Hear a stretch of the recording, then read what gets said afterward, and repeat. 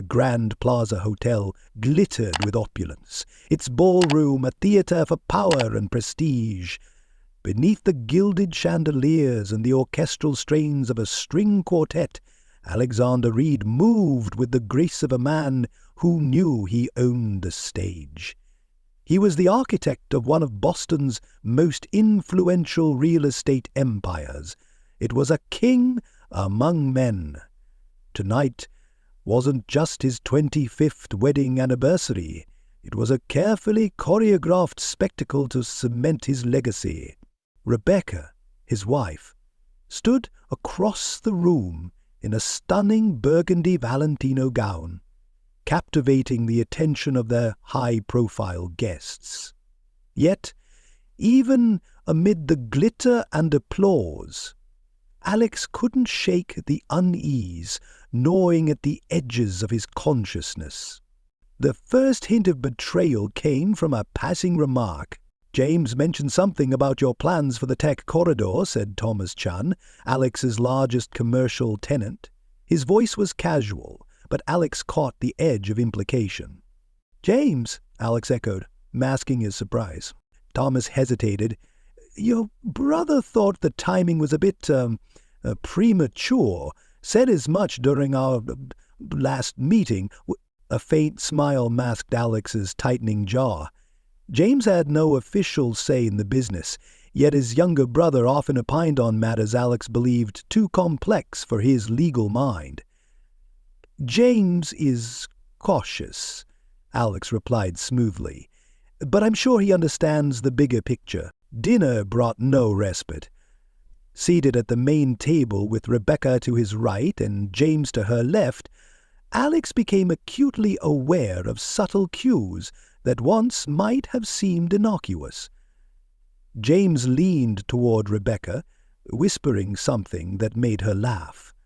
Her hand rested on James's arm, a fleeting gesture, but one that settled uneasily in Alex's chest. A toast to Alex's integrity and vision drew applause, but his attention was elsewhere. Across the table, his children, Sarah and Michael, exchanged furtive glances that dissolved into suppressed laughter. "Care to share the joke?" Alex asked, his tone measured but firm. Sarah bit her lip. "Oh, it's nothing, Dad.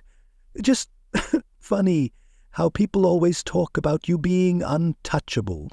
"Because he is," Rebecca interjected smoothly, raising her glass. "To Alex, the man who never loses." By dessert, the dissonance between appearances and reality was unbearable.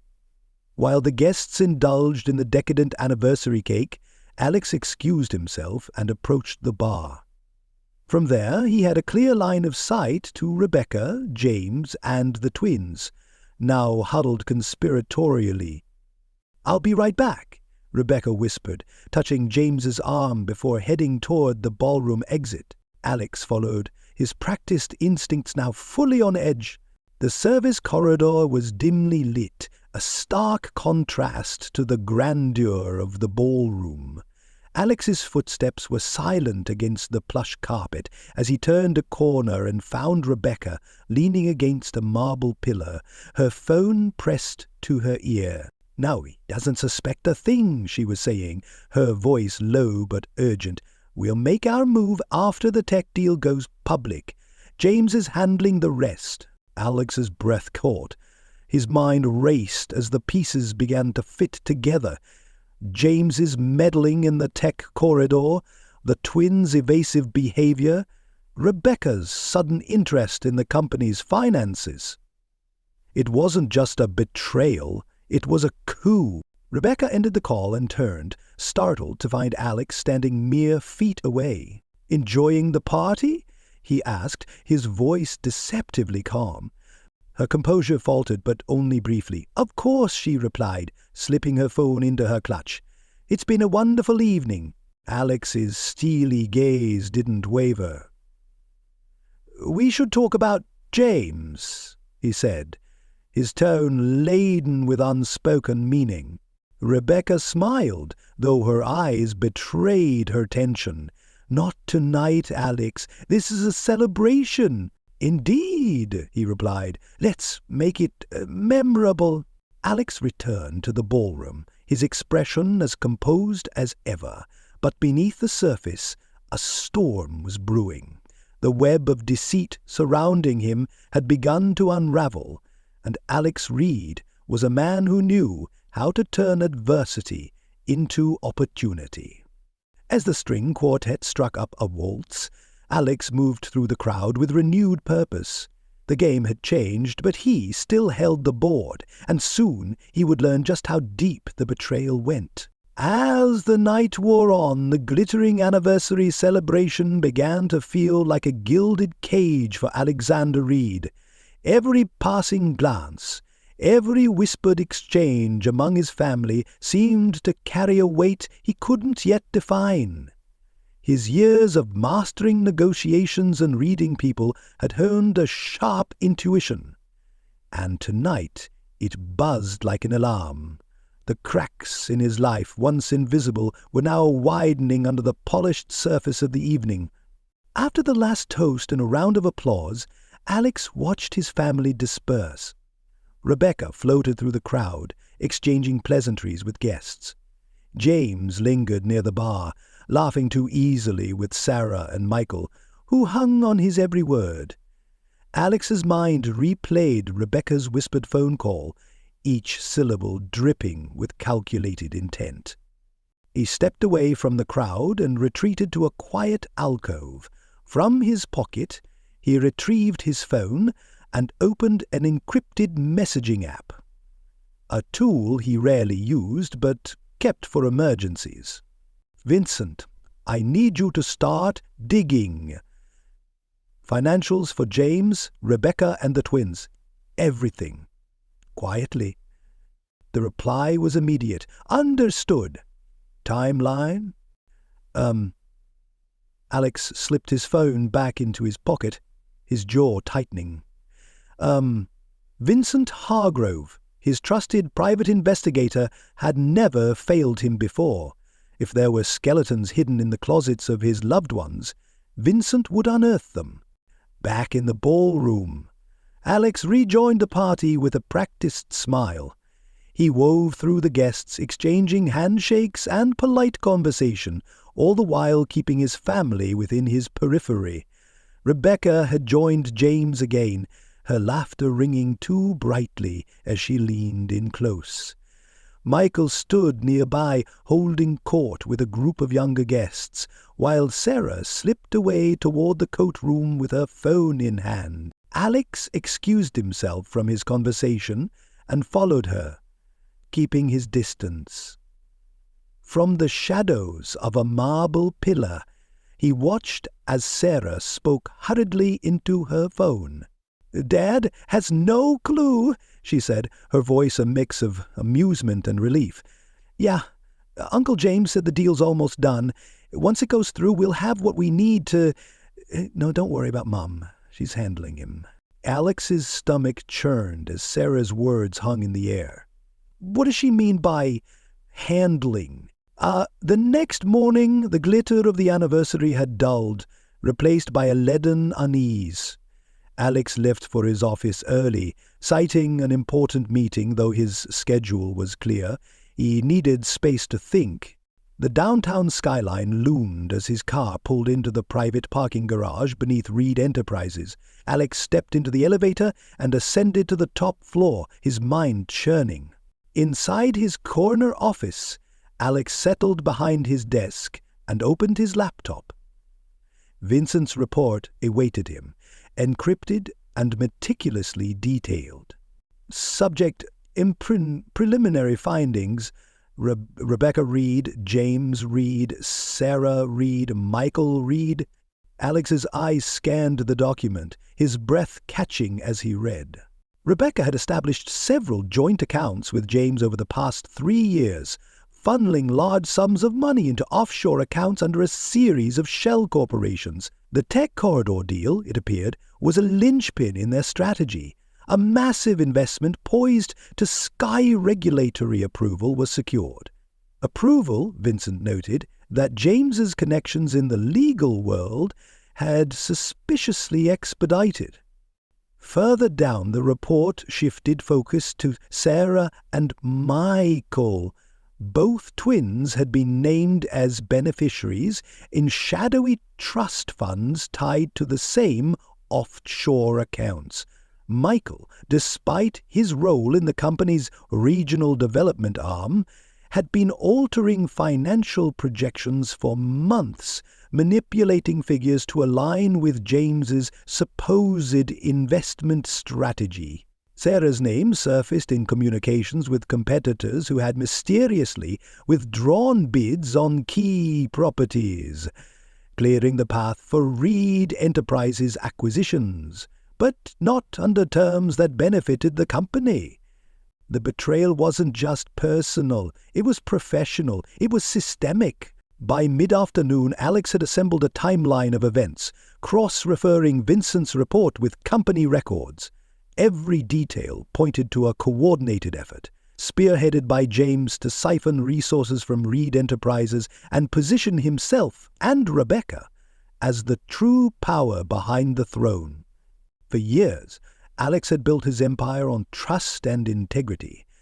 Now, he realized, those closest to him had been eroding its foundations from within. A soft knock interrupted his thoughts. Deanna, his executive assistant, entered with a cautious smile. "Mr. Reed, I have the documents you requested for the tech corridor expansion." "Thank you, Diana," Alex said, his voice steady. "Leave them on the desk." She hesitated, glancing at him. "Are you all right, sir? You seem distracted." "Alex," Leica offered a thin smile. "Just a lot on my mind." Diana nodded and left. Alone again, Alex opened the folder and studied the projections. The numbers looked clean at first glance, but he now knew better. Michael's manipulations had been expertly hidden, but Vincent's findings had illuminated the discrepancies. That evening, Alex returned home to find Rebecca waiting for him in the living room, a glass of wine in hand. She greeted him with a practiced smile, her tone warm but guarded. "Long day?" she asked, tilting her head. "Productive," Alex replied, his voice betraying nothing. He kissed her cheek and joined her on the couch, picking up the conversation as though nothing had changed. But beneath the surface, he was analyzing every word, every gesture. Rebecca's charm, once a source of comfort, now felt like a weapon. "Sarah mentioned you had a meeting this morning," Rebecca said casually. "Something about the tech deal?" Alex's lips curved into a faint smile. "Just finalizing some details. It's moving along nicely." Her eyes flickered with something he couldn't quite place. Satisfaction, perhaps? Later that night, as Rebecca slept soundly beside him, Alex slipped out of bed and retreated to his study. He opened his laptop and began drafting a new plan. A counterattack. He would dismantle their conspiracy with the same precision he had used to build his empire. He would isolate each player, expose their secrets, and leave them with nothing. But first, he needed to ensure they didn't suspect he knew. For now, he would play his role as the oblivious husband, the trusting brother, the proud father. Let them think they were winning. As Alex leaned back in his chair, the weight of betrayal settled heavily on his shoulders. But beneath the anger and heartbreak, a steely resolve took root. They had underestimated him, but they would learn. Alex Reed didn't lose. And when the game was over, they would regret ever trying to take him down. Alexander Reed was a man who understood leverage.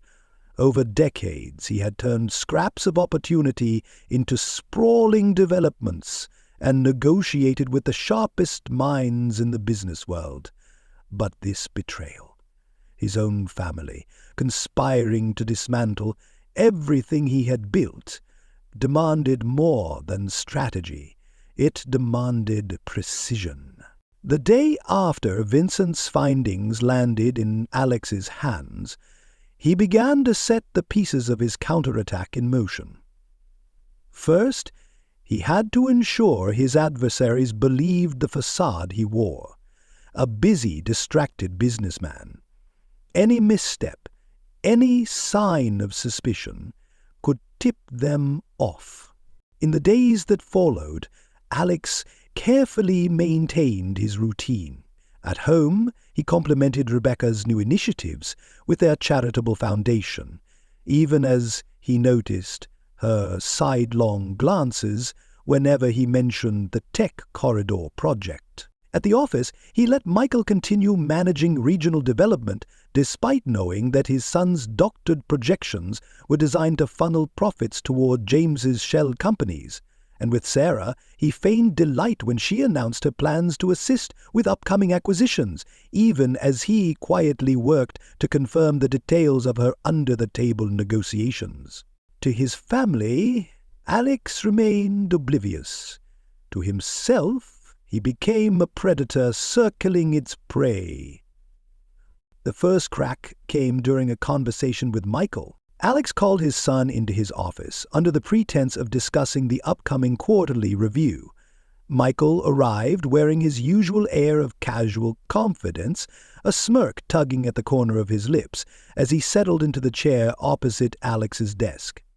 "Your numbers for the regional projects look good," Alex began, sliding a copy of the report across the desk. Michael glanced at the page, then shrugged. "It's all about streamlining operations. You taught me that." Alex smiled, though it didn't reach his eyes. "You're right. And the Parker deal, smooth work there. But I noticed a few anomalies in the projections. Nothing major, just curious adjustments. Want to walk me through them?" For a split second, Michael hesitated, his hand hovering over the page. The reaction was brief but telling. "Oh, just optimizing for unexpected variables," Michael replied quickly, his tone light. Market shifts, zoning approvals, you know how it is." Alex nodded, filing the response away. His son had always been good with numbers, but this was the first time he had seen Michael use his skill to obfuscate rather than clarify. "Keep up the good work," Alex said, dismissing him with a smile. As Michael left, Alex's gaze hardened. The cracks in the facade were beginning to show. With Rebecca, Alex took a different approach. One evening he suggested a quiet dinner as their favorite restaurant, framing it as a chance to escape the chaos of their anniversary celebrations. Rebecca agreed, her charm on full display as they dined in a private booth. She laughed at his anecdotes, complimented his resilience in the face of business challenges, and touched his hand just often enough to maintain the illusion of intimacy. But Alex was watching for the gaps. "I was thinking," he said as their entrees arrived, "about expanding our involvement in the tech corridor. It could really solidify our position in Boston." Rebecca tilted her head, a smile practiced. "You're always thinking ahead, Alex. That's why everyone respects you." "Oh, still, I'd value your opinion." Alex pressed. "It's a big move, and I know how much you care about the company." Her fork hovered mid-air, her expression carefully neutral. "I trust your instincts. You've always made the right decisions for us." The words were smooth, but her hesitation betrayed her.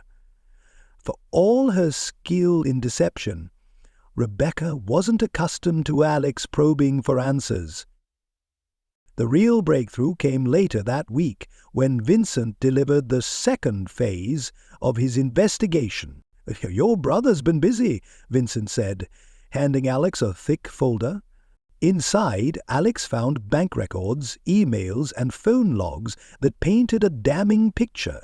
James had been in contact with key competitors in the Tech Corridor project, sharing insider information that would allow them to underbid Reed Enterprises while cutting Alex out of the loop. The evidence also revealed James's influence on Rebecca. Text messages between them discussed siphoning funds, timing the betrayal, and even strategies for leveraging the twins to keep Alex distracted. But what struck Alex most was a separate set of documents detailing communications between Rebecca and a private attorney.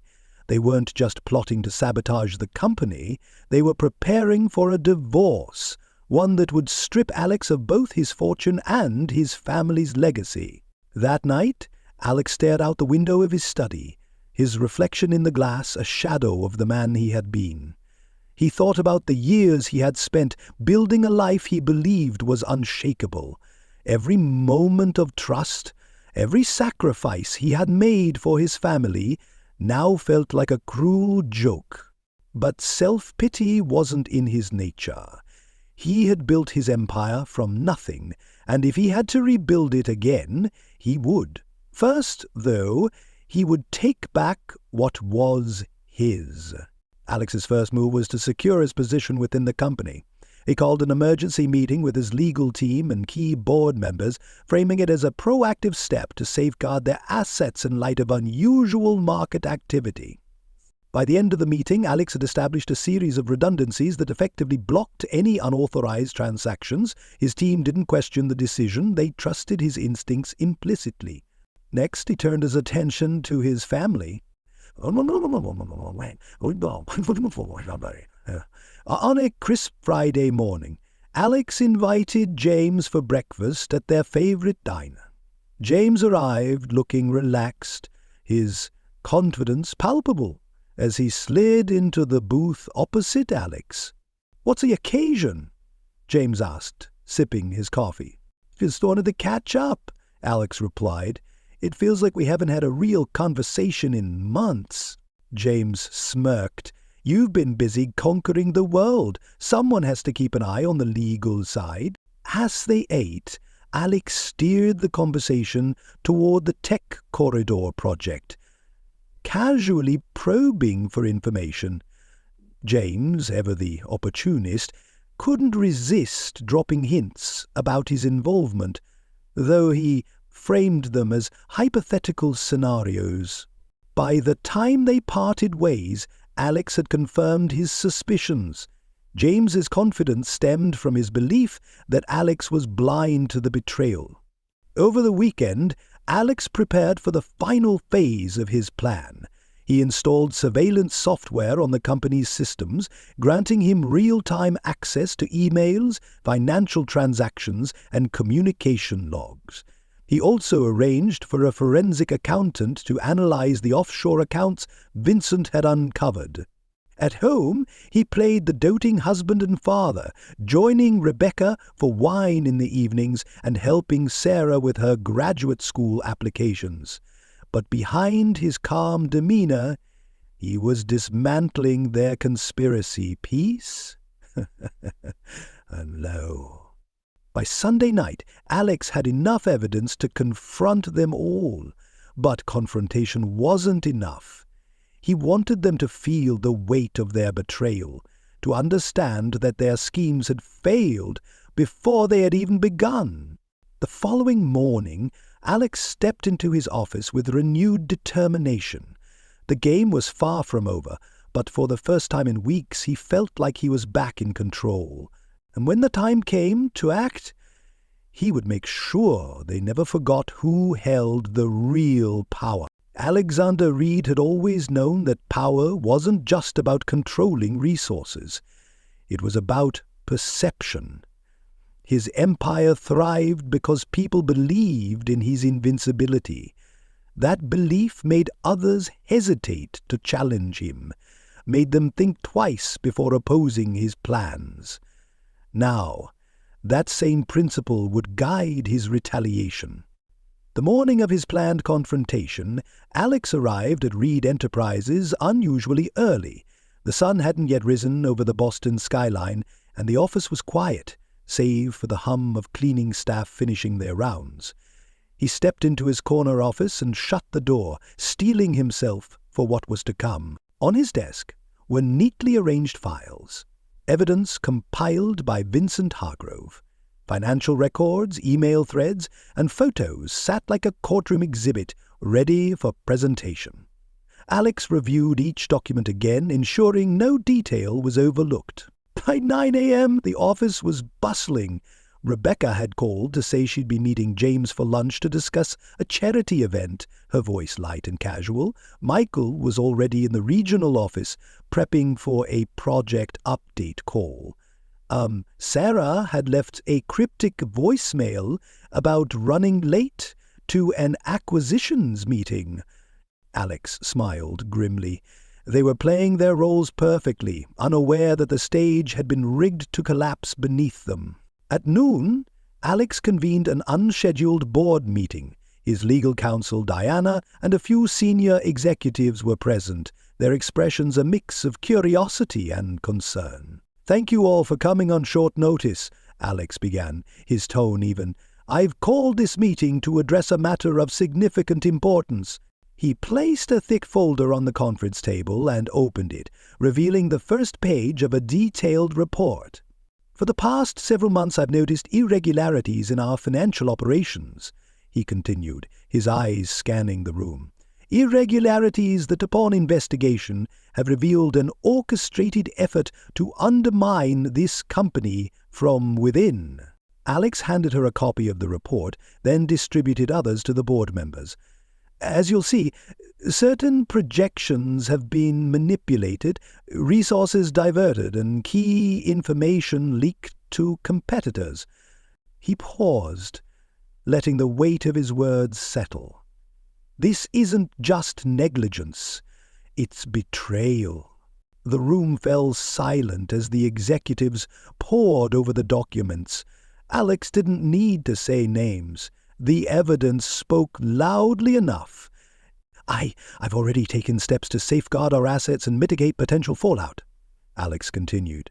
"Effective immediately, all unauthorized access to financial data has been revoked. Additionally, legal proceedings are being prepared to address those responsible." That evening, Alex summoned Rebecca, James, Sarah, and Michael to the family estate under the guise of an intimate family dinner. Rebecca arrived first, her expression pleasant but cautious. "What's the occasion?" she asked, kissing Alex's cheek. "Just wanted to spend time with the people who matter most," Alex replied smoothly. Michael and Sarah arrived together, laughing about something shared on their phones. James walked in last, exuding his usual charm, a bottle of vintage wine in hand. Alex gestured toward the dining room, where a single long table was set for 5. The setting was intimate but formal, the kind Rebecca would have admired for its understated elegance. Once everyone was seated, Alex poured wine for the group, his movements calm and deliberate. "To family," he said, raising his glass. "To family," Rebecca echoed, though her smile faltered under Alex's piercing gaze. The dinner began innocuously enough. Small talk about the tech corridor deal, Michael's latest project, and Sarah's upcoming acquisitions. But as the main course was served, Alex leaned back in his chair, his tone shifting.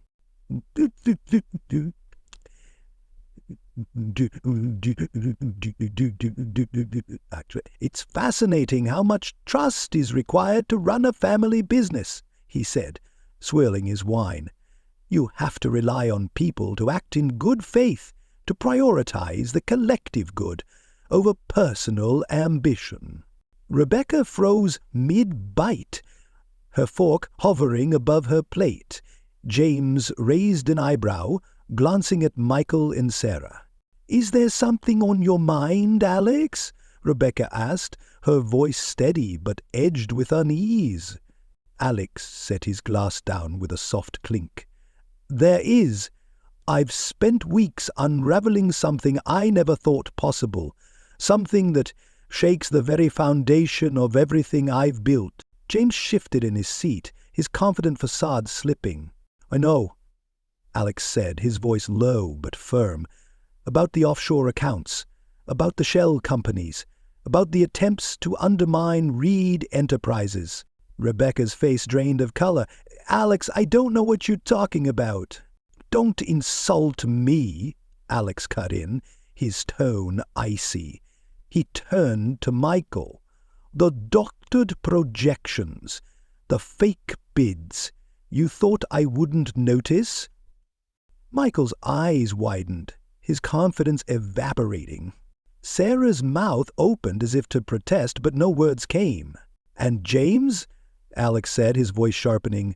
"My own brother, partnering with Rebecca to dismantle my company, using my children as pawns in your scheme." James smirked, though the bravado seemed forced. "You're overreacting, Alex. Business is complicated." "No," Alex interrupted. "Betrayal is complicated. Business is simple." Alex rose from his seat and retrieved a folder from a sideboard. He placed it on the table and opened it, revealing the incriminating documents. "These," he said, his voice steady, "are copies of every transaction, every email, every text message tying you to this conspiracy." Rebecca's composure shattered. "Alex, you don't understand." "Oh, I understand perfectly," Alex snapped, his calm exterior cracking. "You thought I was blind. You thought I was so consumed with work that I wouldn't notice the cracks forming around me." He turned to James. "You always wanted what I had, but instead of earning it, you tried to take it. You manipulated my wife, my children." "They're not your children," Rebecca blurted, her voice trembling. The room fell silent. "What did you say?" Alex asked, his voice dangerously low. Rebecca's shoulders sagged, the weight of her secret finally too much to bear. "They're James's," she whispered. "They've always been James's." Alex stared at her, the revelation slamming into him like a physical blow. But instead of crumbling, he straightened, his resolve hardening. "I anticipated every move," Alex said, his voice chillingly calm. "The accounts have been frozen, the shell companies dismantled, and legal action has already begun." James bolted upright. "You can't." "I can, and I have," Alex interrupted. "You played your hand, and now you've lost." Rebecca broke into tears, but Alex felt no pity. The twins sat in stunned silence, the weight of their complicity crushing them. "This family is over," Alex said, his voice final, "and so is your power over me." With that, he walked out of the dining room, leaving behind the wreckage of the people who had betrayed him. Alone in his study, Alex poured himself a glass of whiskey and gazed out at the Boston skyline. His world had changed irrevocably, but he was still standing. He would rebuild, stronger than before. And this time, trust would no longer be a luxury. Alexander Reed sat in his study as dawn broke over Boston, the skyline bathed in golden light. The previous night's confrontation had left the house silent, its echoes reverberating in his mind. The people he had trusted most, his wife, his children, and his brother, had not only betrayed him, but conspired to destroy the life he had built. Now, all that remained was the aftermath. As he sipped his coffee, Alex reviewed the final phase of his plan. The previous evening had been only the opening move. He had methodically dismantled their schemes, but the real work of reclaiming his legacy was just beginning. The first call he made was to his legal team. "Diana," he began, his voice steady despite the weight of his words. "Initiate the asset protection measures we discussed. Effective immediately, Rebecca, James, Michael, and Sarah are to have no access to company accounts, trusts, or holdings. I want a full audit of every financial document tied to their names." "Yes, Mr. Reed," Diana replied. "I'll oversee it personally." By mid-morning, Alex was back in his office at Reed Enterprises. The staff sensed something different about him. He moved with a purpose sharper than ever before, his usual reserved demeanor now carrying an edge of resolve. He called a company-wide meeting, addressing employees in the glass-walled conference room. "Ladies and gentlemen," Alex began, his commanding voice resonating through the room, "Reed Enterprises has always been a family business. But as of today, that definition changes. Family isn't about blood. It's about trust, loyalty, and shared vision. For too long, I relied on the wrong people. That ends now." "Oh," the staff exchanged curious glances but nodded in agreement. Alex's words carried a weight they couldn't ignore. "In the coming weeks, there will be changes," he continued. "Some will be difficult, but they are necessary to protect what we built together. And I promise you this, the Reed name will stand stronger than ever." Behind the scenes, Alex was relentless. His first target was James. Through the private investigator's findings, Alex had uncovered not only his brother's collusion in the tech corridor sabotage, but also his broader attempts to siphon company resources. Using this evidence, Alex filed a lawsuit against James for embezzlement and fraud. He also contacted the board, ensuring they were briefed on James's misconduct. The unanimous decision was swift. James was stripped of all ties to the company, his name blacklisted in Boston's business circles. Alex ensured that the press received a carefully curated statement, framing the fallout as a company's necessary step to preserve integrity. Rebecca was next. Alex had anticipated her moves after their confrontation, knowing she would try to spin the narrative to her advantage. But she had underestimated how much groundwork he had already laid. Her accounts were frozen, her access to their shared assets revoked. Even the luxurious penthouse she used for her personal escapades was locked under legal orders. Alex filed for divorce, his lawyers armed with evidence that painted Rebecca's duplicity in stark relief. In public, Alex maintained a dignified silence about their separation, presenting himself as a man focused solely on his company's future. Privately, he felt the pangs of heartbreak, but he refused to let them slow him down. Sarah and Michael presented a more complicated challenge. As his children, their betrayal struck the deepest, and Alex struggled with how to handle them. Both had played active roles in James and Rebecca's schemes, but they were still young enough to change if they chose to. Rather than severing ties completely, Alex set strict boundaries. The trust funds they had depended on were dissolved, their financial privileges rescinded. They would now have to earn their way, starting from the bottom like Alex had. Michael reacted with anger, lashing out in a series of emails demanding explanations. Alex ignored the tirades, knowing his son needed time to confront his own choices. Sarah, by contrast, reached out quietly, asking to meet. When they sat down at a small cafe near the harbor, her once confident demeanor was replaced with guilt and uncertainty. "I made a mistake, Dad," she admitted, her voice trembling. I thought we were protecting the family. I didn't realize." "Oh, you didn't realize what?" Alex pressed, his tone even. "James and Mom were just using us," she said, her eyes welling with tears. Alex studied her, searching for sincerity.